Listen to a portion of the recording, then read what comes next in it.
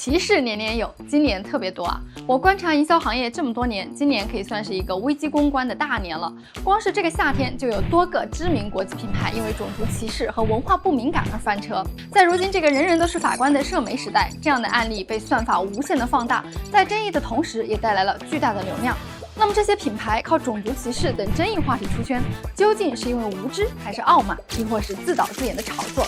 对于品牌来说，到底是该追求流量至上，黑红也是红，还是应该自我审查，保持文化敏感性呢？尤其是出海品牌，怎么适配当地文化，在创意和尊重之间找到平衡，是每家公司都应该思考的课题。那今天呢，我们就来好好的聊一聊这个话题。2025年第一个出圈的争议品牌是 American Eagle， 他们请了金发碧眼的纯种白女 Sydney Sweeney， 简称西里美啊，拍摄了一系列以 Sydney Sweeney has great genes 为主题的广告片。那这个主题本身是没有问题的，问题是品牌自作聪明玩起了谐音梗，将牛仔裤的 jeans 与基因的 jeans 进行了双关。在其中一条广告片中，西里美拉上牛仔裤的拉链，说出了 Genes are passed down from parents to offspring, often determining traits like hair color, personality, and even eye color. My genes are blue. Sydney Sweeney has great genes. 这条广告一出，舆论立刻就沸腾了。My genes are blue， 这是明晃晃的说自己是蓝血贵族，加上西里美纯种 blonde 的形象，这基本上就等同于是说白人基因高人一等了。有人甚至将其等同于纳粹宣言。要知道，当年希特勒就是主张只有纯种雅利安人才是优等种族，其他人都是次等人类。在美国这个多元社会，这样的优生学论调必然会遭到反噬，品牌会想不到吗？从后续的发展来看，他们不仅想到了，而且可以说是故意为之。American Eagle 在过去的1年半里一直在走下坡路，从2024到2025年，品牌知名度降了6个百分点，品牌好感度降了5个百分点，所以他们迫切需要公众的关注。求人得人，这条广告靠着争议获得了巨大的网络声量和媒体曝光，连川普都上来插了一脚，盛赞这条广告 fantastic hottest， 全大写，可见其激动啊。hot 这个词呢，在英文里有火热还有性感的意思，所以川普在这里也是玩了一把双关，既是说这个广告现在特别的火，也是暗示像西里美这样的纯种 blonde 才是真正的性感，同时还不忘拉踩自由派的捷豹和 Taylor Swift。此言一出， American Eagle 的股价在骂声中飙涨了 23.5%， 大概也是因为有总统撑腰， American Eagle 自始至终没有为不妥言论道歉，先是任由其持续发酵近2周，之后呢又发布了一条强硬的声明，嘴硬称西里美的广告就只是在说牛仔裤，没有任何别的意思，可以说是硬刚到底了。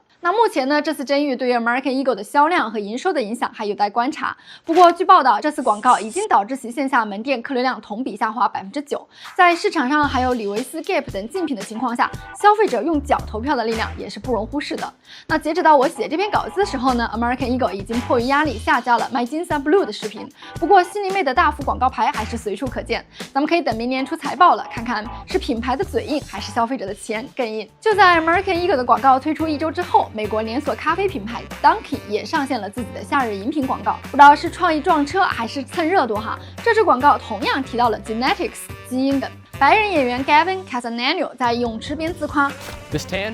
genetics. 那鉴于此前 American Eagle 广告激起的敏感语境， Dunkin 此举可以说是火上浇油了。广告视频发布2天内，在网络上就获得了100万级的播放，评论区呢也是2极分化，有人痛批品牌跟风种族歧视，发起抵制，也有粉丝辩称 Gavin 的基因确实好。网友们吵得不可开交，添油加火的 Dunkin 官方却始终保持沉默，并没有回应。目前呢还没有这波负面声量对门店客流和新品销量的影响的数据。对比 American Eagle 的有计划的冒犯， Dunkin 的这支广告更像是鸡贼的蹭热度，出了事儿就把头埋起来，毫无品牌担当，被抵制倒也不冤。那就在这个风口浪尖上，瑞士手表品牌 Swatch 也是顶风作案。他们在全球投放的一张广告海报中，一名亚裔男模用手指拉扯眼角，摆出眯眯眼的动作。如果说 American Eagle 和 Dunkin 的基因梗还有嘴硬的余地，那么 Swatch 的这波操作就着实让人费解。眯眯眼这个动作在西方语境中是众所周知的歧视亚裔的动作，而 Swatch 集团最大的市场就是亚洲市场，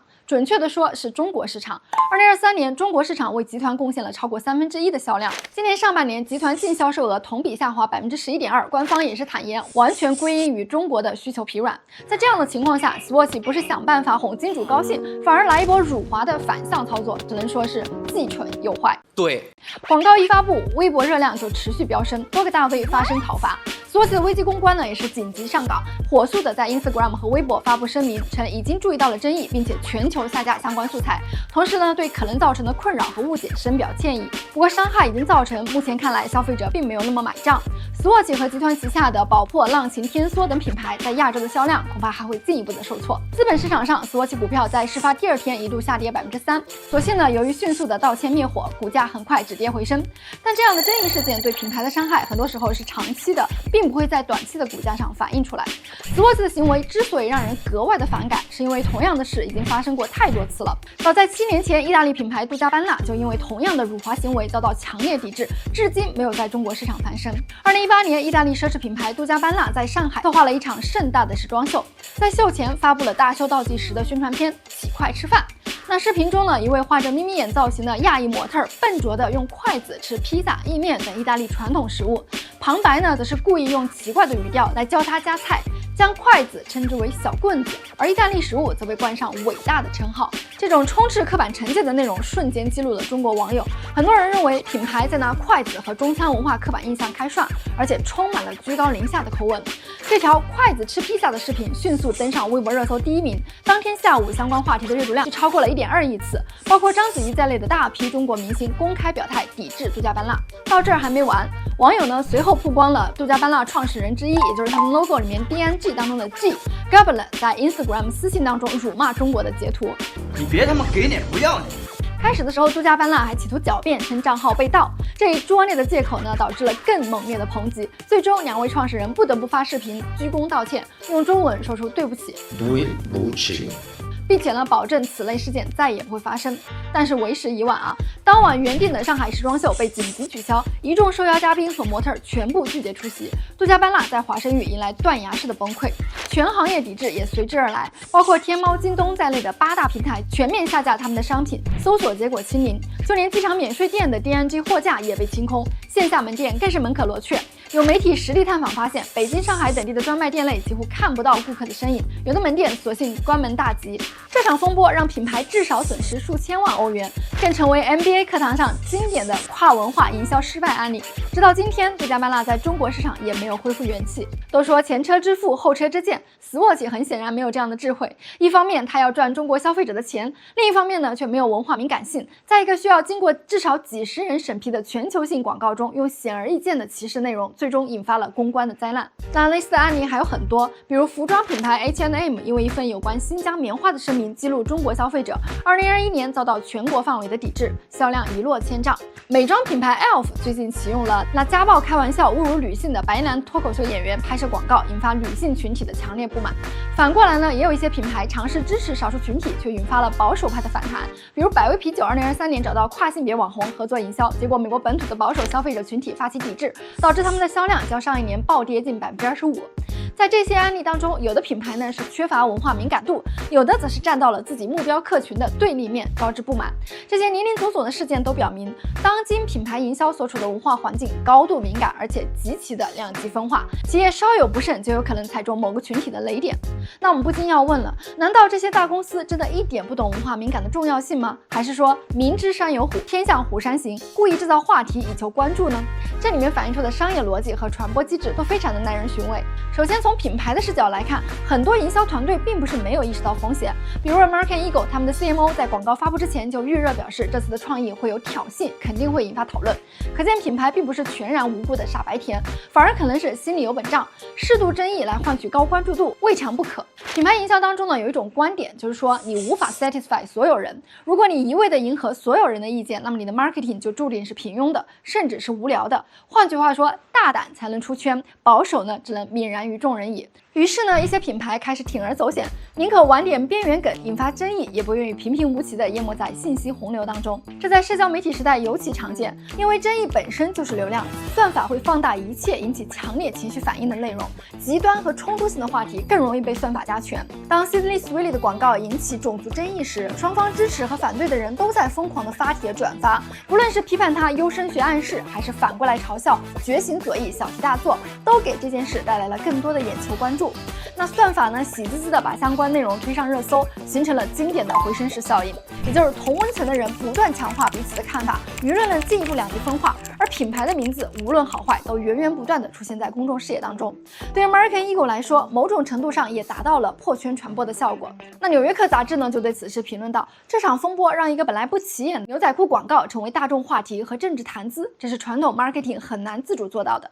另一方面呢，我们也看到一种反政治正确的消费心态正在滋长，部分受众呢对近年来品牌过于谨慎的迎合少数族裔、性别平权等表示反感，觉得管得太宽，创意都死了。这群人往往欢迎那些敢于挑战禁忌的品牌，视之为真实，不被条条框框束缚。那 Sydney Sweeney 的广告之所以得到特朗普这样的保守派力挺，就是这个道理。在他们眼中，这支广告成了对抗过度政治正确的旗帜。因此呢，有些品牌可能有意迎合这部分受众，采取反向营销的策略，越是被进步人士骂，就越能赢得保守群体的掌声，进而开拓细分市场。但是呢，这种路线非常的危险啊，因为当品牌形象跟政治立场绑在一起之后，市场就会严重的撕裂。同样的，借争议出圈也是一把双刃剑，品牌必须赌消费者愿意看戏，却不会当真抵制。但是呢，有很多消费者他并不会轻易原谅品牌的失足的。调查就显示，超过2/3的人乐意用抵制这种方式来惩罚不尊重文化的企业。因此，品牌如果误判了公众的敏感边界，就可能付出真金白银的代价。比如杜嘉班纳当年恐怕没有料到一个筷子广告会毁掉整个中国市场，而百威的市场团队更是没有想到一个小小的跨性别网红合作会让他们的销量1年跌掉1/4。这些教训都说明，企业在决策时如果缺乏多元的视角，很容易犯下这种看似低级的错误。跨国公司就经常出现这种文化调试失灵的现象，也就是总部决策因为文化背景的不同呢，无法准确的预判当地市场的反应。如果缺少本土声音参与决策，那么再有创意的方案也有可能踩雷。那么难道说企业就只能如履薄冰吗？有没有两全其美的方法，既避免冒犯又不过分自我阉割创意呢？那接下来我就结合业内的观察和多年的实践，讲一讲出海品牌如何在全球市场当中平衡创意和文化敏感度。第一呢，是事前要建立文化敏感的审核机制。品牌在推出任何营销内容前，都应该进行多维度的文化敏感性测试。比如说，可以组建一个具有多元背景的内部审核小组，或者是外部的顾问团队，对广告创意、文案设计等进行挑刺儿审阅，找出潜在的冒犯点。在正式拍摄或者发布前呢，进行小范围的灰度测试，收集不同族裔、地域受众的反馈，及时的发现风险。比如说 American Eagle 的团队如果提前征求了少数族裔同事的意见，或许就会意识到基因双关的敏感性，从而调整它的脚本。要做到这一点呢，需要企业高层重视，并且投入资源，培养创意人员的跨文化意识，将有没有文化作为 KPI 之一。只有在内部形成严谨的审核文化，才能在外部避免犯不该犯的错。第二个呢，是建立危机公关预案和响应流程。